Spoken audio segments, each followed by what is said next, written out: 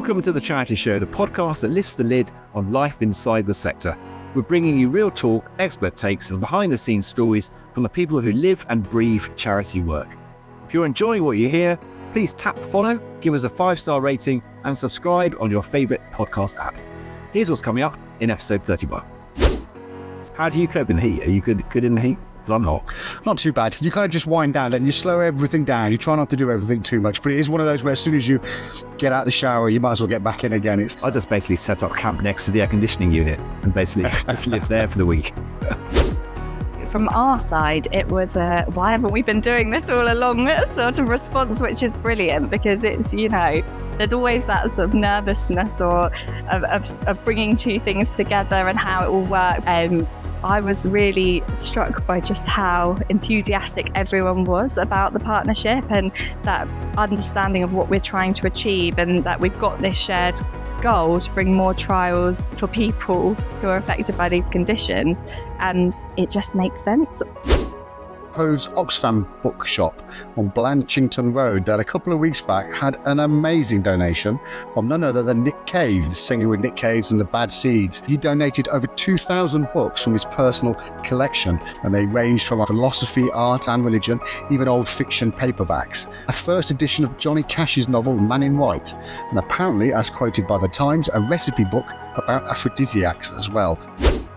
Dean got in touch with us to tell us about Hope for Epilepsy, which is one of those charities that quietly gets on with the work that really matters, supporting families who are raising children with epilepsy who are often feeling overwhelmed, exhausted and alone.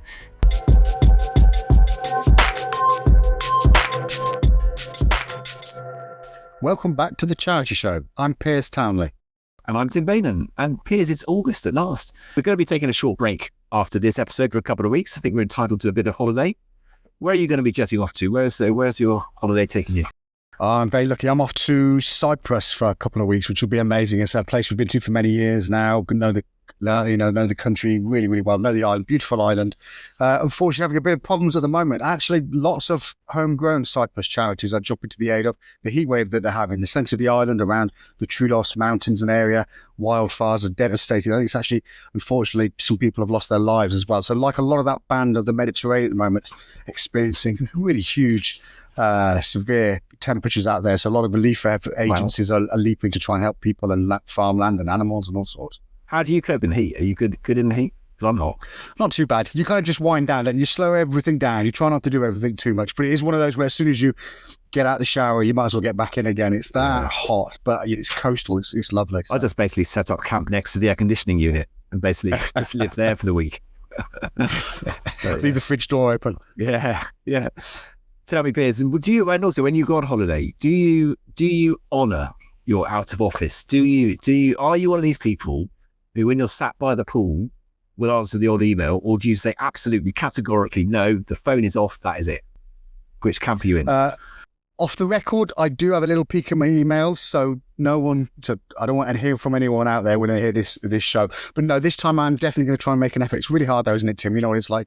We work in the comms departments. The phone has all the apps on it, from your Microsoft suite of things to all your social media. So I'm deliberately going to make an hour this afternoon to mute everything, uninstall apps that have got my work on there. Theoretically, won't be going anywhere near it.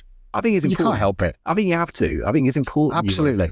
Otherwise, what will inevitably happen, and it's happened to me in the past, where you're off on holiday and you see something that just draws you in and you think, I've got to reply to this. And then you start thinking about work and you think, actually, I'm sat, I'm on a holiday somewhere. Kids are playing or kids are in front of me. I'm relaxing, and now I'm worrying about something I shouldn't be worrying about. And you think, yeah, it's tricky, isn't it? And the kids are all on their phones doing their social media, so I suppose that's work for them as well. Well, they would say it is. Yeah, but, I suppose. Phones, get rid of it. Yeah. What about on the flip side though? Do you when you're, if basically the rest of the office is on holiday? So this happens to me, obviously, and probably you as well, in sort of September time, when all the people who don't have youngsters go off on holiday, and then they leave the office. It's in your hands.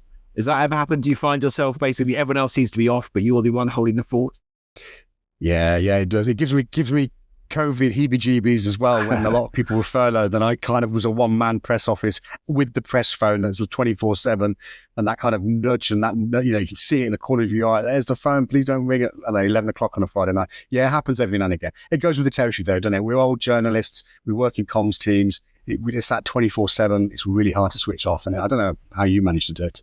Yeah, it's the same, isn't it? It's you kind of end up, it's multiple hats, isn't it? You kind of end up doing whatever needs to be doing. And I think I don't mind picking up the slack for my team. No. When I've worked in charities before, and you want people to have, because I'm always slightly envious when people go off on amazing holidays in September at half the price that I paid for my my little week away with the family. You know, think, oh my God, you're going to this amazing place. It's what's costing you a penny. But anyway, Yeah, there you go. Swings and roundabouts. Yeah. A few years to go. Kids will be say good. Kids will be off. We can enjoy a cheaper holiday then. Piers.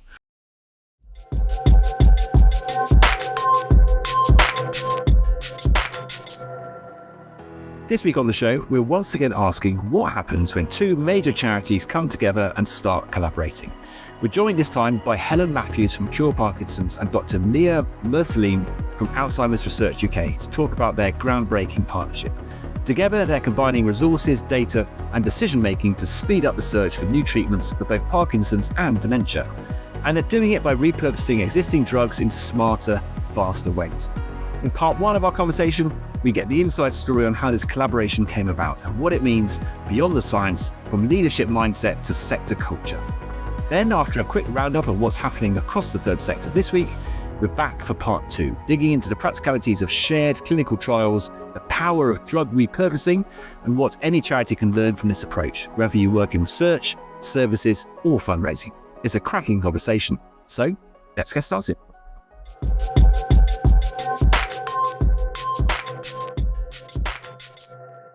Helen and Leah, fantastic to see you. Thank you for joining us here on the Charity Show on what is a remarkably hot afternoon. So I'm looking at us all now on the screen in front of us. We're all looking fairly warm. So we'll try and get through this interview without passing out in the heat. But it's lovely to see you. Thank you for joining us. We're here today to talk a little bit about the amazing partnership between your two organisations. So for those who don't know anything about it, let's sort of go back to the beginning, if you like, and let's start with the partnership itself. And essentially, we've got two leading charities here, one working on Parkinson's and the other on dementia, coming together to tackle a shared challenge, if you like. So how did this all come about? What prompted this collaboration in the first place? Helen, perhaps first off. Yeah, so it's been the first thing I wanted to say is thank you very much. It's really fantastic to have the opportunity to talk about this amazing new partnership. And we've been working very closely with Alzheimer's Research UK for a while, because there is a shared interest in the drugs that we develop and screen for our international late clinical trial program, which are relevant both for Parkinson's but also for Alzheimer's. But in parallel with that, there are certain elements of biology, which I'm going to ask Leah to talk to more fully, that are in common with both diseases. So it makes a lot of sense that we share knowledge in the best way that we can. And honestly, this has been such a vibrant and important discussion that is just beginning. And that's why it's so exciting. It really is so exciting for both organisations. Fantastic. And Leah, what about you from your perspective as well? Yeah, absolutely. So I used to previously work in the Parkinson's field, and I worked with Helen and Cure Parkinson's for a number of years. And not that this is what it takes to create all partnerships, but moving over to the dementia side from Parkinson's, it was really eye-opening, actually. I remember going back to a conference that is run for Alzheimer's and Parkinson's disease, and I'd only gone previously from the Parkinson's perspective. So for the first time, going and sitting in those talks from the Alzheimer's and dementia perspective and listening to the drugs that were in development, it just struck me just how much overlap there is. And so that's sort of where, from my side and from Alzheimer's Research UK, we felt, we've got to do something here. We've got these connections with Cure Parkinson's, who have this fantastic program of clinical trials through their International Linked Clinical Trials program. And we were just in that point of thinking we've done a lot in drug discovery. We've done a lot looking into the mechanisms of dementia, and we were just starting to develop our clinical program. And so we reached out to Cure Parkinson's and asked really whether we could collaborate. And that's where it started. Fantastic stuff. I'm absolutely fascinated to hear from both of you. The Brain Tumor Charity, which is where I work, clinical trials, repurposing, collaboration with other disease areas, it's kind of fundamental to one of our strategic pillars. So what I wanted to ask you is kind of the collaboration makes sense to me. And I think it does when we start to talk as the next half hour go on. But why now, Helen? What is it about both organisations that mean that this is so important right at this point in 2025? Yeah, so it's probably worth me just backtracking and giving a bit of background to the International Late Clinical Trials Programme itself. So back in 2012, we became aware that there were a whole lot of drugs that could be relevant in Parkinson's, and we knew that we needed to find a process to evaluate those and see which should move forward to clinical trials first. So we built a committee of the most fantastic experts in Parkinson's and invited them to come along and evaluate dossiers of drugs that we'd pulled together all the evidence into a dossier, being really clear that we wanted consistency. We wanted to make sure that we had gathered evidence from different disease areas, put it all in one place, really clear about the preclinical evidence and the clinical evidence that would lead us to making a decision further down the line that something could move into clinical trial. So the committee met for the first time in 2012, and it's been running annually ever since.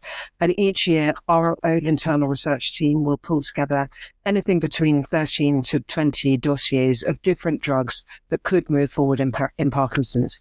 Now, to be clear, these are drugs that we think would modify the disease, would slow it down, stop it, or reverse it. Some of them are generics, been around for ages. Some of them we're bringing in from all sorts of things, be that cardiac or statins or, even a cough mixture we've looked at, which is widely available across Europe, but not available in the UK. And, all of these are really good ideas, and there's a really good, compelling reason why they could be relevant to modify the disease in Parkinson's. But more recently, we've started to look at agents which are being repositioned. So they might have been being developed for other neurological conditions, particularly Alzheimer's. MS is another really important area for us, MND. And actually, MS, MND, Alzheimer's and us, we're all working together behind the scenes anyway. So given that we have this resource that we're developing every year around these themes, where there is commonality of purpose, it makes perfect sense that we share. Because it's got to be about the quality of the science. What's led us to this point? What is in that dossier that would lead us to be clear about what further evidence is needed to move it forward in Parkinson's, to move it forward in Alzheimer's, or to move it forward in other disease areas? Where are the gaps in that evidence? And is it strong enough now that it can move forward to clinical trials? I think what's really interesting, though, Piers, is that there are more and more biotechs getting involved in the space now, and that's really encouraging. Makes it a lot more complicated when you're developing dossiers with a lot of confidential information, but it does also mean it's a very vibrant space. Helen, can I ask a question from as I feel like the odd one out in the room today, because not working for a charity that focuses on a disease area or an illness, but for those of us who perhaps aren't familiar with the science and aren't in that field. Just coming back, you mentioned 2 or 3 charities there, yours included, where working together with shared goals is fundamental. Is that what sits at the heart of this and of your collaboration? And is that the takeaway for other charities in other areas that aren't medical medicine related? That shared goals thing, is that what at the heart of this relationship? Absolutely, I think it is. But I think it's also when charities are operating in a very similar way. I'm going to do, Leah, forgive me, I'm going to do a segue into MS. Multiple sclerosis have built this fantastic multi-arm, multi-stage clinical trial platform. And we've followed suit and have built one in Parkinson's, and now Alzheimer's are following suit and are building one as well. And actually, you can't reinvent the wheel there. We've all got to learn from each other on what's the best way to select the drugs, what's the best patient cohort to be working. But, all of these elements, we can really learn from each other. And the principles around the way that we're all operating, it is about the principles of data sharing. It's the principles of that international collaboration that is really, really, really important. And the more we all talk and the more we all share, the faster the fields will all move together. In parallel and together. And I think absolutely, like from our perspective, it is that shared mission. We've got our own disease areas, but our mission is to accelerate progress towards a cure for Alzheimer's and the other diseases that cause dementia. And that's so similar to cure Parkinson's. And as we were moving into that clinical space, and I think you asked why now, for us, it was quite clear why we needed to start moving into the clinical space. We've got quite a lot of development going on in dementia in terms of new treatments coming through, but we've had sort of disappointing outcomes in terms of their availability and access in the UK. So we really need to make sure there's a pipeline of new treatments in testing for people living with dementia and for people living with Parkinson's likewise. So that was sort of our reasoning for stepping into this space. And there's this paper every year that's written by Professor Jeff Cummings. It's almost like the Bible of trials for Alzheimer's, and it shows all of the drugs in clinical trials for Alzheimer's and in Parkinson's, cure Parkinson's, and brilliant patient advocate Kevin McFarthing have done a very similar paper. And when you look at those two things, that you can see there's just a vast amount in development. However, from our side in Alzheimer's and dementia, you look at that sort of wheel of all the trials that are going on, very few or not as many as we would like are happening in the UK. So that's why we felt at Alzheimer's Research UK we really needed to develop our clinical accelerator program to get more therapies underway in clinical evaluation, to bring more trials to the UK to people living with dementia and likely to develop it. And that's kind of where we started. And as Helen said, we absolutely didn't want to reinvent the wheel. We should be sharing learnings. We need to be working as efficiently to run these trials in a much sort of faster, smarter way, really. So Piers, perhaps we need to have a separate chat.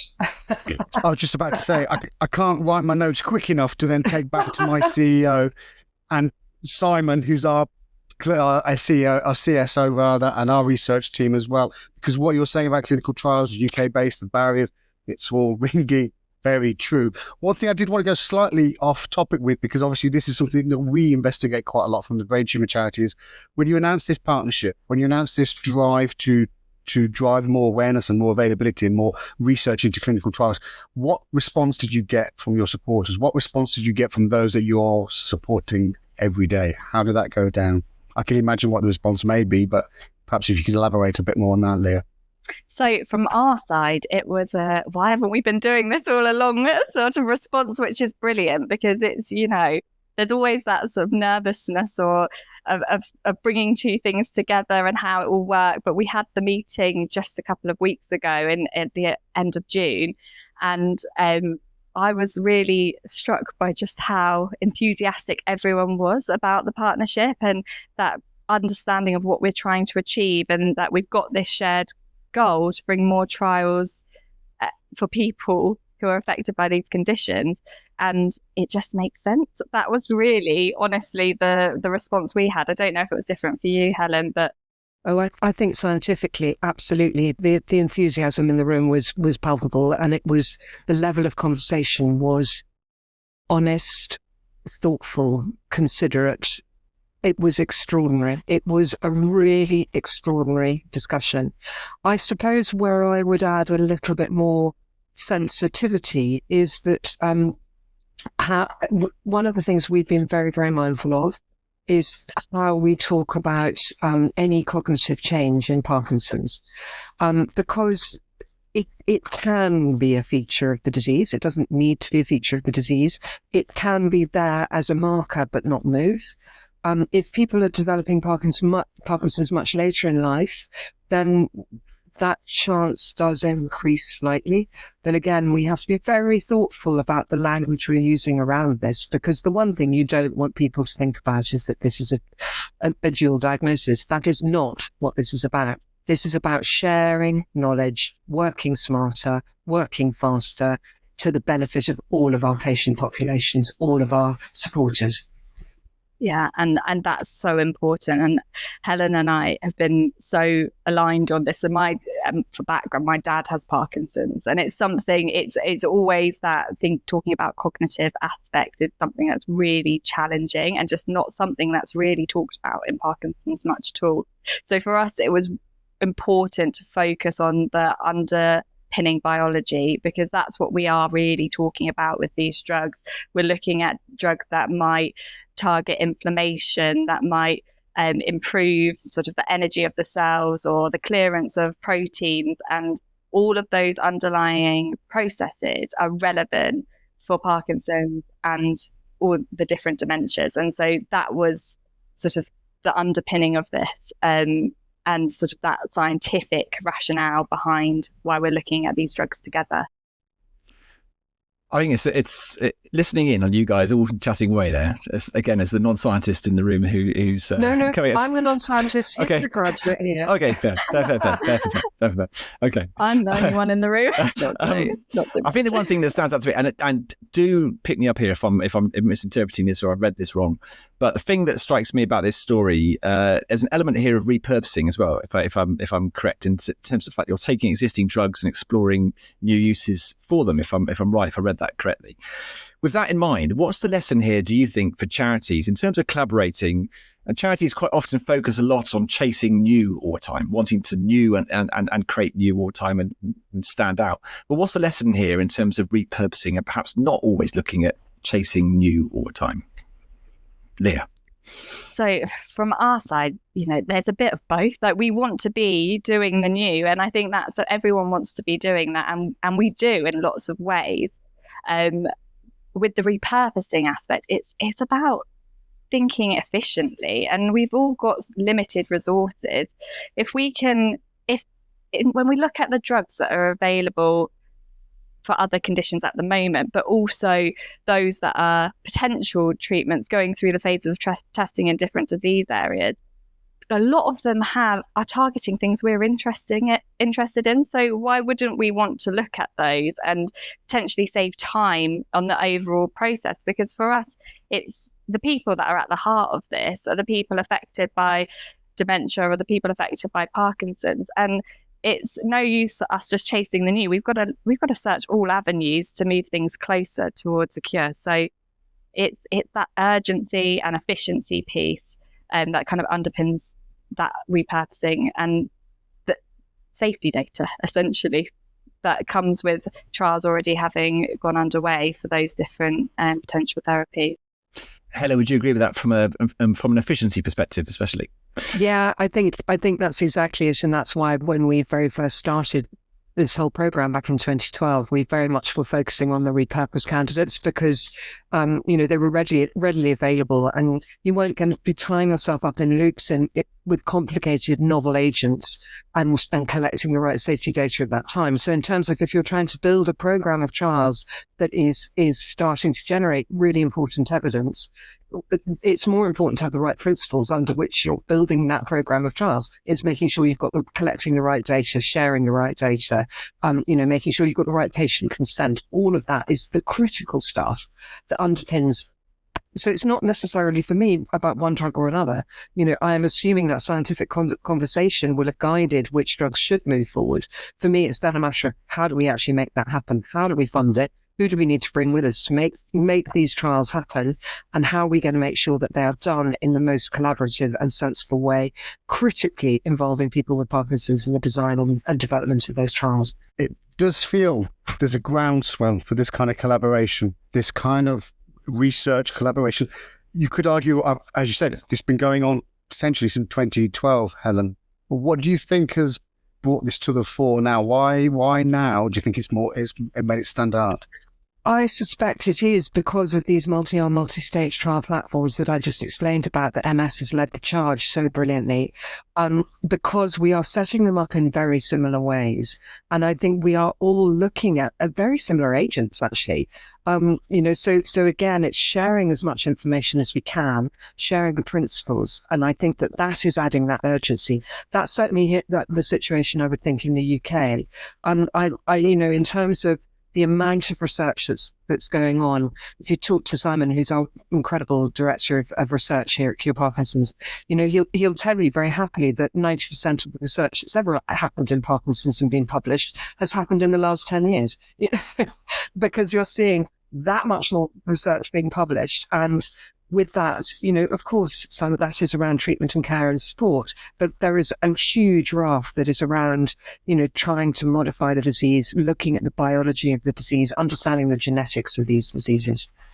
And I think, just to build on what Helen's already said, I think all the work that's kind of led up to this in all of the respective disease areas is that mechanistic understanding that's so important, those scientific developments that we now understand these conditions so much better than we did, and we're realizing that there's much more overlap than maybe once was thought. So that is a theme that comes out in all of the conferences that I go to now, is you get a lot more conversation about overlapping disease mechanisms, what they like to call co-pathologies. There's a lot more of that conversation that maybe wasn't happening 5-10 years ago, and is allowing for us to kind of keep an eye out on what is going on. But also this is what I think is we can do as part of the charity sector, is to really facilitate this and facilitate that collaboration across the scientific communities, because that we can drive that side of things forward, I think.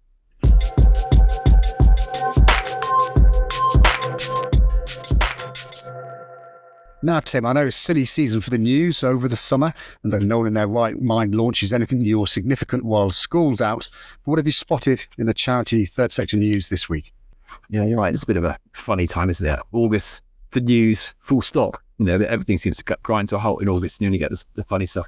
But anyway, this is a good story that I spotted, and it's one that I think really shows the power of, we're talking about partnerships and collaborations in this show, and this one's about corporate partnerships, and it's a great example of how a charity has partnered with a corporate to create headlines and do something a bit different. So this is about Morrison's. One Morrison's store in Croydon has turned 1 in 4 supermarket items yellow to raise awareness of the fact that a quarter of people in the UK die without receiving the end-of-life care that they need. To celebrate the launch of a new partnership with Marie Curie, the Morrison's store in Croydon, as I mentioned, has brightened up its baskets, trolleys, cafe chairs, and even car parking spaces in daffodil yellow to launch its Every Pack Gives Back initiative, which will see donations made to Marie Curie for every promotional product purchased by customers. It's an incredible and very colourful initiative, I think. It forms part of Morrison's commitment to raise £15 million for Marie Curie, the UK's leading end-of-life charity, by October 2027. So it's a long-term partnership that they've got, but fantastic that they're really, really getting behind it for Marie Curie. From 4th of August until 28th of August, so you need to get along to Croydon before the end of this month, hundreds of promotional products in yellow packaging, such as Innocent Orange Juice, Pampers Nappies, and Serene Malt Loaf, will appear on Morrison's shelves.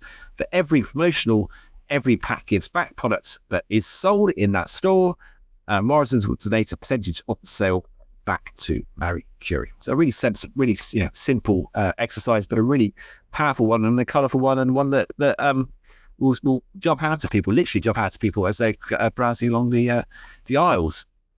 So looking into their partnership a little bit further, Morrison's is also carrying out various other fundraising and awareness raising activities throughout August, including selling a limited edition bag for life, rolling out a Marie Curie branded grocery delivery van featuring a Marie Curie nurse and Marie Curie in-store fundraising events, and volunteer-led collections. So they've got a whole ton of stuff going on. Basically, they've thrown everything at this partnership, which if you work for Marie Curie, and especially in a comms role like we've done, then this is gold dust. Amazing, incredible opportunity.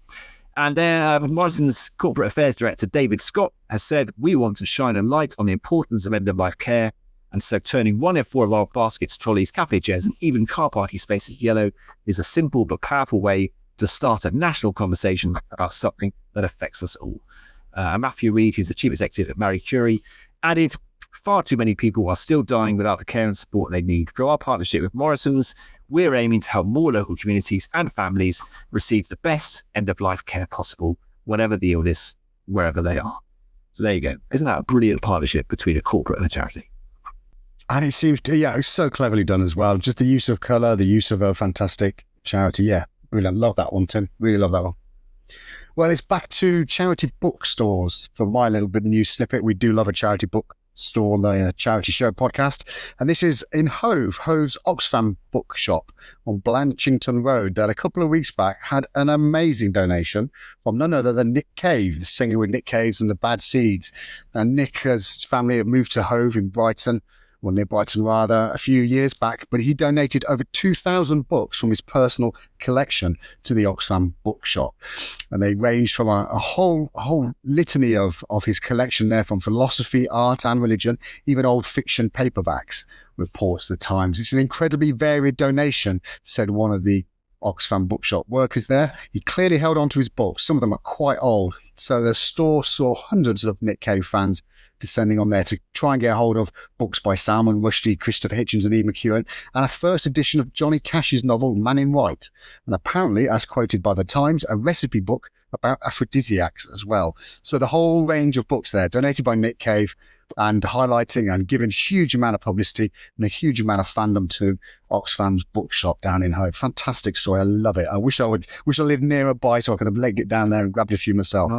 Being a huge fan of Nick Cave and the Bad Seeds. Did he sign them, do you know? Does people know that they were from him? I think there were some other things there. I think there were other things like boarding tickets and some personal items. Some people said that he had actually underlined passages in certain of the books as well. So, obviously a very intimate part of his collection and his love of literature. So, I'd love to know, gems, I think, were connected. If you don't donate 2,000 books, that's like, it either means he's got like a library at home, or he's now got nothing there. He's got like empty shelves. So that's maybe this is his transition to digital. Maybe Nick Cave's just sitting there with just one Kindle. That's it. Player. He's one Kindle with everything on, but I don't think so as well. I get the suspicion he's probably got quite a few thousand others. Well, I hope to think he's got a few thousand others. Yeah, amazing.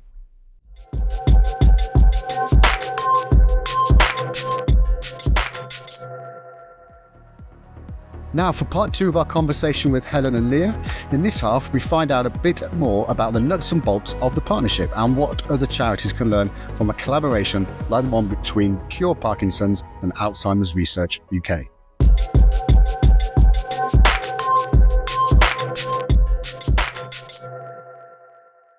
I'd like to ask you both about the technical side of this collaboration, if you don't mind. I'm fascinated because essentially you're two separate organizations. You've got your own IT systems, you've got your own processes, your own ways of working, not in the same physical location and so on and so forth.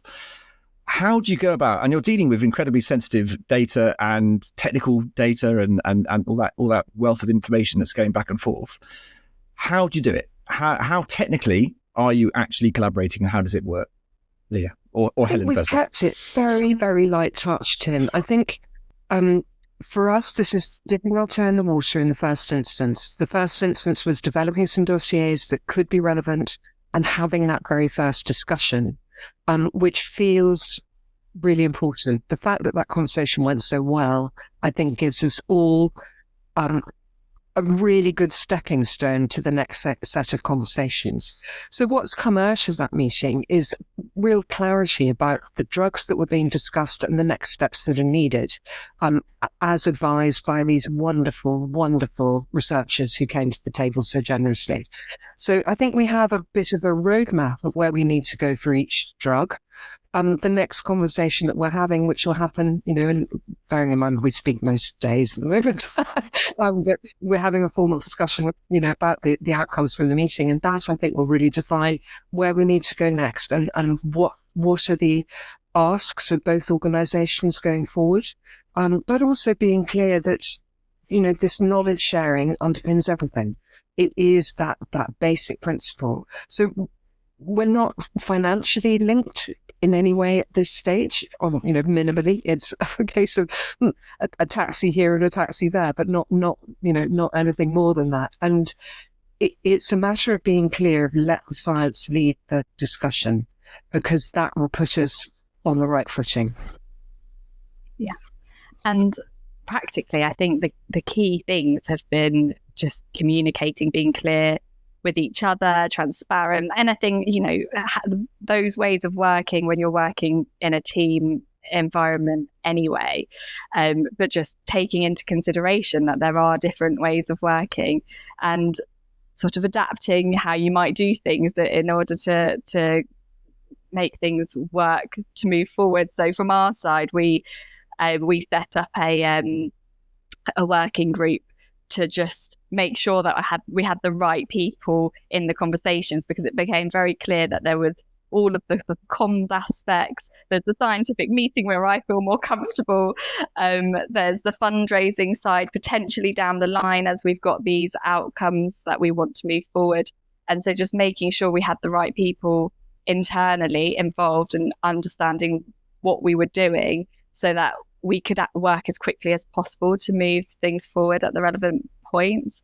So I think, that really sort of clear communication and that trust as well, I think, comes into it, doesn't it? It's building that relationship and trust for each other. And honestly, Cure Parkinson's did such a lot of the heavy lifting on the scientific side, and really made this happen. So we're really grateful for all of that work. But it is also interesting because although it's happened now, Alzheimer's Research UK came with us to our last international late clinical trials meeting in the States. And that was really important because they got a sense of what they would, where the direction of travel was going, and also a sense of the individuals involved. And I think that was hugely important in building that trust. So it really is a phyllo pastry type of approach, isn't it? You have to layer it, you have to bring it in gently and thoughtfully, and making sure that you're bringing everybody with you on that journey, because you need that sense of commonality of purpose. I think if you're going to do something like this. That kind of leads very, very nicely to my next question, which would be the smaller charities out there that are looking at you both as an inspiration and offering, in inverted commas, a bit more hope that this research is becoming more collaborative. But they're saying, we're a small charity, we don't have the resources, we don't have the connection. How do we look at collaborations like this to enhance what we're doing as a cause? Communication, that obviously is key to it. Any other sort of pointers do you think would need to, that you could share, Helen? I think it's be clear about what you want to collaborate on, because you shouldn't collaborate on everything. It's a case of you are independent organisations who, because you have an independent, well, in our cases, different diseases that we're tackling, but it is be really clear about where the Venn diagram crosses over, and keep it very simple. Keep it very, very, very simple, very light touch. And I think it does come back to Leah's point about, really good communication, and be clear about what each of you hopes to achieve through a collaboration. Because it could be that it is a distraction rather than a benefit if you haven't got it right. We were really clear that there was scientific merit in what we were doing, and that was our rationale. With other charities in other areas altogether, it's really find out what that perfect center of the circle is, where that there is something that you can learn from somebody else or that you can give to somebody else, and be aware of the time commitment that might entail. Yeah. And for those smaller charities, I think, by the way, we're rather smaller than Alzheimer's Research. I would say don't be worried to ask questions, because in this field, I think generally we're all willing to help each other, and it might not be that it's a formal partnership, but you can always reach out to each other and find some shared information that you could then move forward to create your own program. So I think ask questions, but also coming back to what I was saying about stepping outside of my comfort zone, which was Parkinson's research, and moving to dementia research. Maybe sometimes just having the odd session at a conference, which isn't your comfort area, and just having a little look, what's going on over there? Are there any areas of overlap? Is there something I could be learning from in this field? So once you start thinking like that, then you can see all of the sort of different opportunities that might come from that. And like Helen says, rightly so, not everything is an opportunity. So there will be some that, actually, no, that's not right. But there may be the odd thing that comes out that's really worth it. I think the third sector, and I'm biased here, but I think the health research sector is actually very good at doing that. But it's getting yourself in that right situation, isn't it? It's being bold in that comms, it's being bold in those meetings and that networking. You think, okay, what we need to do is collaborate. We need to just, as you say, Leah, ask the question, just go for it and see if you've got, and as you say, Helen, one thing rather than being overwhelmed by trying to do everything. But Piers, particularly in the medical research space, there are brilliant forums such as the Association of Medical Research Charities or the Neurological Alliance. Both of those are real forces for good and to help, and they will always be able to provide those introductions to others. We end up asking advice from the AMRC members, Association of Medical Research Charity members, about all sorts of things. It could be an HR matter, it could be an IT matter, it could be, that's what we do as a sector. There's always ways that we can learn from each other, and it's most important to keep learning, I think. I'd like to talk to you both just a little bit, just picking up a little bit on what you're talking about there in terms of the actual nuts and bolts of the collaboration and working together, in terms of breaking that down, in terms of what that actually looks like, especially when it comes to the relationships and the actual working with individuals. What tips would you have for other charities and other leaders, perhaps, in terms of how you might go about building those relationships so that the collaboration truly works? Say, for example, as a charity might be looking to work with another charity, but doesn't actually have any or has had much contact with individuals in that organisation before. What's important to establish? Is it a case, for example, do you need to meet face to face in this digital world, or can you do it on Teams these days? What's important in terms of actually establishing really positive working relationships? Helen. That's really put me on the hot spot. I'm afraid I'm so old fashioned, but I would definitely prefer to meet people face to face, because if you are going to invest time and energy in a relationship, then you do need to have that sense of trust that Leah talked about earlier. And the only way you can build that is by spending time together and understanding what drives another organisation. So a bit of time spent early in building those relationships will definitely pay off further down the line. And I think that's why I mentioned about Alzheimer's Research UK coming to the States with us last year. Actually, that was about the relationship building. It meant everybody had a sense of what we were already doing in the program, and therefore how we might be able to build in the benefit for AR UK. Do you think, Leah, though, that I totally get that, Helen, in terms of the importance of actually meeting face to face and having that establishing that relationship and being able to do that around a table? But does the world we live in at the moment, and the fact that we're talking on a video call today, does that make the world smaller in a sense of collaboration as well, in terms of not necessarily having to travel to meet people as well? Does the digital space help things? I think it does. I think I am with Helen that to really get that partnership working, you need a face-to-face element. What we tend to do is we'd have like initial conversations online, which does that initial way in, because if you're going to commit to sort of a face-to-face meeting, that takes a bit more logistics. It takes a bit more time to organise, and everyone lives different areas. I mean, I'm based in Surrey and my office is in Cambridge, and so digital definitely helps me on a day-to-day basis.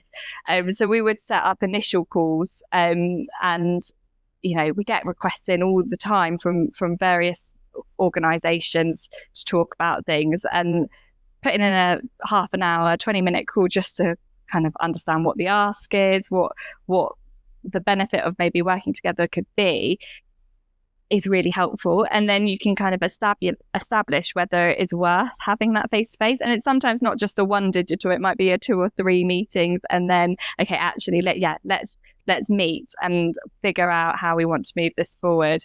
And I do think that I agree with Helen, when you meet in person, it is a different dynamic, and you can get sort of nuances that you can't on an online platform. But there is definitely benefit as well of having that tool at our disposal. That segues quite nicely, Leah, into my next question, which is obviously, it's shared learning, shared fun, shared goals, shared strategies, and the trust element is what's coming across as is key to this collaboration to work. And face-to-face obviously builds that trust. Researchers, scientists in general, Leah, are they generally good at sharing their knowledge and working together? I mean, I'm not just going just for individual ones, but it's a competitive market, isn't it? It's a competitive market for funds and papers and spotlight, from comms all the way up to all sorts of research grants. How easy is it to break down that natural competitiveness that scientists or researchers may have, if it exists? Yeah, and I think you're right. There's that element there, and it's different in different areas and different fields of research. There's sort of different levels of that competitiveness and how willing people are to collaborate. I think that it's improving, and I think it's continuously improving. And one of the things that it's what I think I alluded to earlier, that I feel charities can really do is facilitate that. And I think Cure Parkinson's is a great example of that. And us from Alzheimer's Research UK, we're kind of known as well for bringing different areas of dementia research together. So it's something that research charities like ourselves, and particularly, patient-facing organisations, where you bring it back to what's actually important, and what is important is us finding the cures for these conditions for people living with those conditions. And when you say that, and when you've also got people with lived experience in the room, which both of our organisation are really emphasize the importance of, it's very hard to say no to. And I'll let Helen talk, because I know she could talk a lot on this topic. Yeah. No, Leah, I completely agree. It is making sure that you've got patient voice at the table is absolutely critical. But I think funding is the thing that clouds the picture. And actually, the scientific meeting we've just held, funding was not discussed. That's not what it was about. It was about the quality of the science that was the primary focus, and the relevance to the diseases that we were looking at, and most importantly, the relevance to patients. And so if you take that view, you're taking one step back. It's not about the funding, which can make things a bit cloudy. Just deal with it one step at a time. And that does allow a collaboration and an honest conversation to happen. And most importantly, it is the people with lived experience that are driving those conversations. Yeah, I was going to say that I think if an organisation has that at its heart, it can't go too far wrong. I think if it puts up a barrier in terms of, this is what we do, this is our brand, this is our team, this is our club, no one else can come in, I think that's where the difficulties possibly do lie. Can I ask, as Piers and I are comms guys, can I ask you both how you bring sort of comms along on the journey with you as well? We've read the press release and everything as well, but how important has that been for you to make sure that you communicate what you're doing as well, and that the rest of the world understands that this relationship is happening and why? Helen? So I think the comms piece is hugely important, because we have completely different diseases we're looking at. And yes, the biology is underpinning it, but just because the biology is there doesn't mean to say you feel that. Just because you've got a bit of alpha-synuclein build-up doesn't mean to say you can feel that. So somebody living with Parkinson's, you're not feeling that biology. So actually the language we use is really, really important. And we've been trying to be very mindful about that and trying to keep it, again, as simple as possible. And again, I think this comes back to the fact of having a simple arrangement based on good, honest science for the benefit, discussed with people with Parkinson's for the benefit of people with Parkinson's, that will then lead your comms as well. Yeah. And on our side, I mean, the comms has been so important, and just to understand exactly what we were trying to achieve, because we are a slightly bigger organization. And so working with it internally, we need to make sure that the comms about the program is right and it reflects the essence of what we're trying to achieve. And I must say, and I will name drop Jess because she's just been amazing. She's joined all of the working group meetings, probably sat in things that she may not have thought were relevant to her. But when she was working with Cure Parkinson's directly, able to sort of distill the information from both sides, and working with Anastasia on the Cure Parkinson's side to put together that press release. And by the time I got to look at it, I was, yeah, this is great. So I do think getting comms involvement early is important so that you can make sure that messaging is right, because we've all got kind of slightly different goals and in what we're trying to achieve, but working together makes it work. But I think, Liz at Alzheimer's Research UK, they've got a much broader set of research objectives. Ours is really simple, and it's all based from our International Linked Clinical Trials Programme, from which the dossiers are written, from which the whole concept develops. So this is a natural extension of what we were doing anyway. So in many senses, it was much easier for us because it would be a story we would talk about because it is about what we do. So whereas with Alzheimer's Research UK, with so many different programs that they're trying to move forward and, and breaking news that they're trying to handle, it's a more cluttered news space, I suspect, for you. Can I ask a similar question about how or how involved or otherwise your fundraising teams have been, or what they've wanted to know in order to potentially use the research and use what you're doing to support fundraising activity as well? Or is it something that's not touched fundraising yet?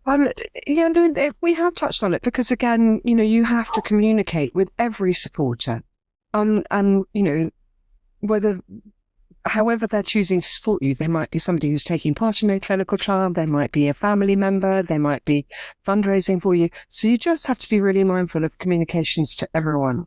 But I think the funding piece and the decisions will be what we will need to do around the funding are still to come. We need to let the science lead the piece. That will then define what's got to be done, what the pound sign is attached to that, and how we're then going to work it out.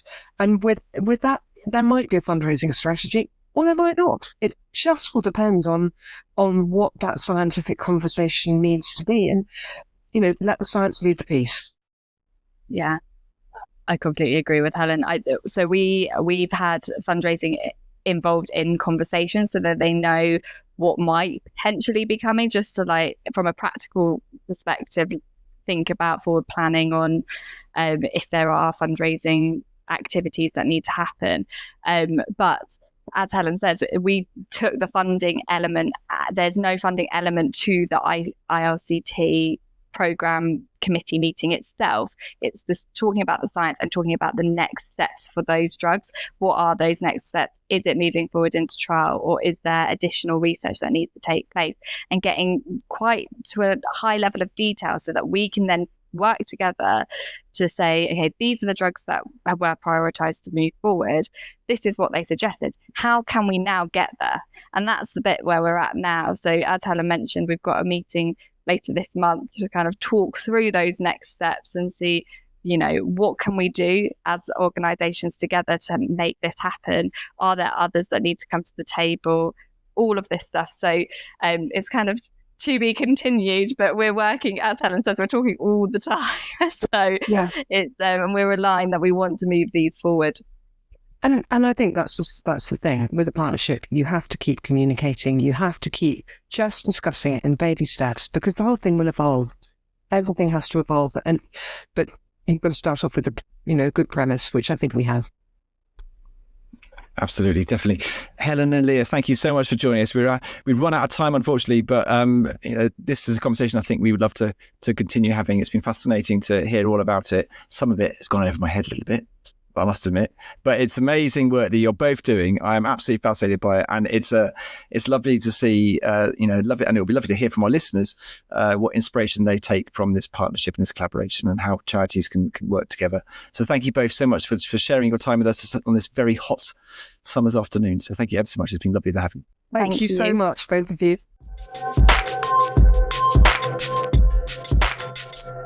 Lately on the show, we've been shining our spotlights on some of the UK's brilliant small charities, the ones doing powerful work with limited budgets, tiny teams, and barely any fanfare. They're everywhere, supporting communities, solving problems, and quietly getting on with it, while the spotlight's often elsewhere. So we reckon it's time that changed.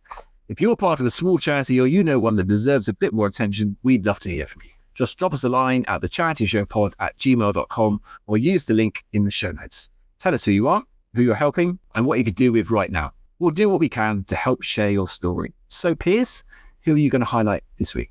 Now, I'm probably going to slip up with trying to say this, but it's Sarah who has got in touch with us from the Children's Hyperinsulinism charity. Hyperinsulinism, that's the one I've been practicing offline until I can get it right. Now, this charity supports individuals that have hyperinsulinism, which newborns to adults, and their families. And their charity provides support groups, family fun days and conferences, and more importantly, patient-led research, projects, advocacy and awareness of neonatal hypoglycemia.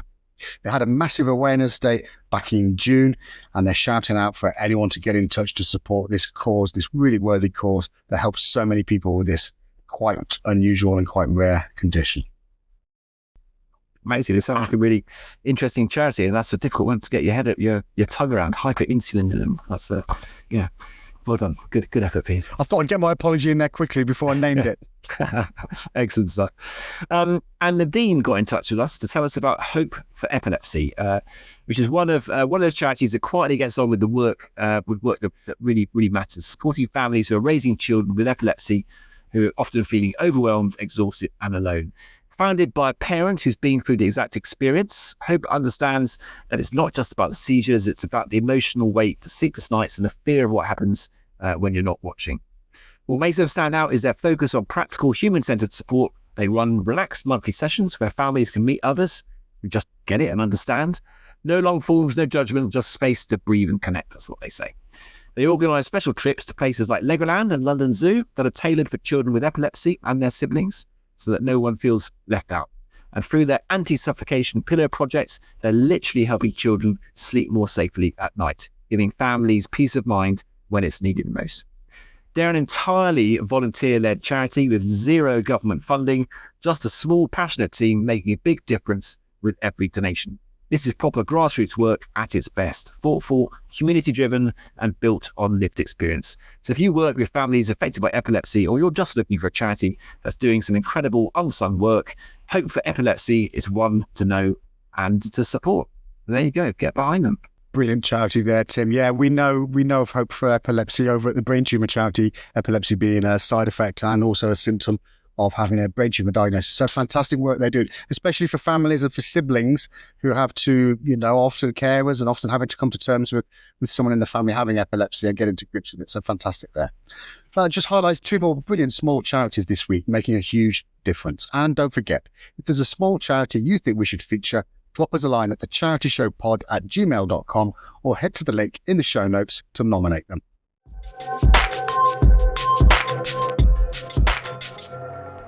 And that's a wrap for episode 31. A huge thanks to Helen and Leah for telling us about the amazing work those two amazing charities are doing together.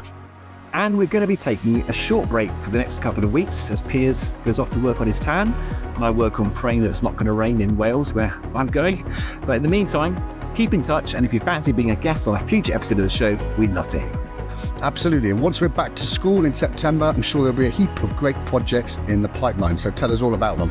Whatever you or your charity are working on, drop us an email, send us a voice note or some DMs using the links in the show notes. Tell us what you think we should be shining a light on. And if there's a small UK charity doing great work under the radar, don't keep it to yourself. Nominate them for our small charity spotlight. Whether it's your own organisation or one you've quietly admired for years, just hit the link in the show notes and tell us why they deserve a bit of love. If you've liked this episode, hit follow or subscribe on your podcast app. And if you've got a moment, leaving a 5-star review helps more people find the show. We really do appreciate it. So that's it for episode 31. Thanks for listening. And if you're off on your holes, have a lovely time, and we'll see you in a couple of weeks.